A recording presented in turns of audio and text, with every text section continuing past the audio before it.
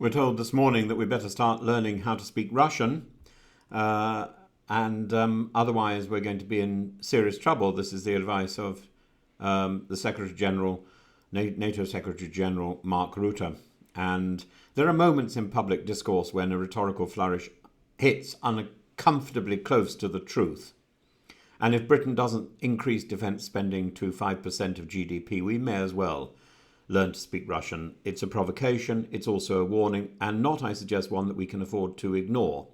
Russian, believe me, is very difficult to learn. It's very difficult to pronounce. I've always struggled with pronouncing Russian, and I now struggle, after not having used it much since 2019, I now struggle with actually remembering the very complex grammar. We like to imagine defence as a matter of tanks, of ships, of missiles and men in uniform, but the real battleground has changed. The front line is not in Donbass or on the Polish border. It's in the seabed beneath the Atlantic, in the cables that carry our internet traffic, the gas that flows from Norway, and in the supermarket supply chains that rely on uninterrupted maritime transit.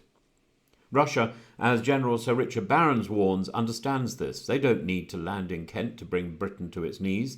The only thing they need to do is switch off the lights. Let's spell this out. The UK imports 95% of its goods by sea. Our food is not stockpiled. Our energy is not domestically secure. Over 40% of our gas comes via pipelines from Norway, and the internet you're using now to hear or to read these words depends on undersea cables that can be severed by a single unmanned submersible, an act for which attribution would be difficult and response politically paralysing. We wouldn't know who did it, and we wouldn't know how to put it right. That's not theoretical. It's already happening. Russian Navy vessels have been caught mapping the location of critical subsea infrastructure. A Norwegian undersea data cable was mysteriously severed in 2021. Last year, the Nord Stream pipeline was destroyed. And when the UK's own energy regulator was asked how long Britain's energy security would hold in the event of a disruption, the answer was about 3 days. 3 days until blackouts, until hospital generators strain, until ATMs go blank, until delivery trucks stop running. This is not a James Bond fantasy. This is our current level of civil resilience. Meanwhile, Britain behaves as though the Cold War was that dividend was still playing out. It isn't. In fact, we've spent it twice over. We've dismantled stockpiles, sold off energy reserves, run down domestic manufacturing for the sake of cheap globalisation. And when we left the EU, we did so on a platform of self-sufficiency and sovereignty, only to find that we are dangerously dependent on the very neighbours we've just divorced. Imagine the absurdity. We cut ourselves off from European cooperation, refuse to align on defence procurement or customs facilitation, and then express horror that our security cannot be guaranteed, as if deterrence can be patched together in peacetime with duct tape and optimism. Now, Rutte's appeal is blunt. 5% of GDP, or prepare for a hostile world where you're alone and unprepared. But what does that mean in real terms? Well, Britain currently spends around 60 billion a year on defence. 5% of GDP would mean almost 120 billion, a doubling. And yes, that has tax implications. But as Rutte put it, do you want the NHS, pensions and prosperity, or do you want to be ruled from Moscow? Let's be clear. Putin is not simply invading Ukraine. He is rearming faster than NATO, producing more ammunition in 3 months than the West can in a year. His economy is on a war footing, underwritten by Chinese components and Iranian drones, and he is testing Western resolve. Cyber attacks, disinformation campaigns, sub-threshold sabotage. We read yesterday of the great advances that Russia has made into the Donbass. Not necessarily true. He doesn't need to win.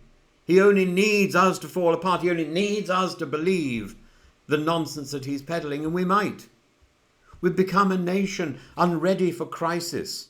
We live with no personal emergency plans, no stockpiles, no fuel reserves, our supermarkets operate on just-in-time delivery. Our military is half the size it was in the 1980s. Our digital infrastructure is one large EMP strike away from collapse. Britain, if attacked by a modern power in the grey zone, could be reduced quite literally to a medieval economy in less than a fortnight. But there's a deeper problem still. We no longer understand what security means. We think of deterrence as an abstract, as something maintained by others, Uncle Sam, NATO, the West. But the Americans are retreating, Trump or no Trump. The US public has grown weary of subsidizing European defense, and as Germany, Poland and the Baltic states commit to 3.5 or even 5% defense spending, Britain still dithers. What does this mean? It means Britain risks becoming the soft underbelly of NATO. It means our influence declines. It means our deterrent effect erodes. It means when the next crisis strikes, and it will, we will be unprepared, ill-prepared, diplomatically marginalised, strategically vulnerable. So, defence is not a luxury. It's the precondition for civilization. All the way back to Plato, there are three parts of society: the rulers, the defenders, and the ordinary people. You can have the finest schools, the best hospitals, the fairest welfare system in the world, but without security, that means nothing. Just ask the people of Kiev, or Mariupol, or Kharkiv. Britain must stop pretending that it's insulated from history. It's not. We are one storm away, one cyber attack away, one severed cable away from national crisis, and yet we behave as if the 1990s never ended. So yes, we should learn from Mark Rutte's warning, because if we don't choose to rearm, to stockpile, to plan, to integrate with allies, to educate our public about resilience, then one day we will wake up and find the choice has been made for us.